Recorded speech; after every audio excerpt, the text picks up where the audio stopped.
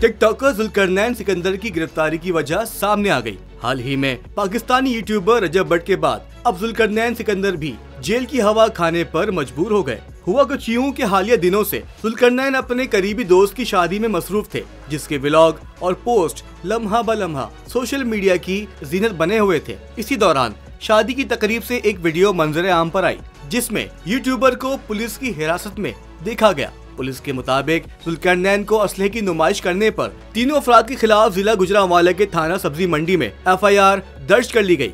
FIR के मुताबिक मुल्जिमान के पास से बरामद किए गए असलहे से मुतालिक कोई इजाजतनामा और लाइसेंस नहीं था। मुल्जिम अमजद खान ने पुलिस को बताया कि वो टिकटॉकर जुल्करनैन का बॉडीगार्ड है।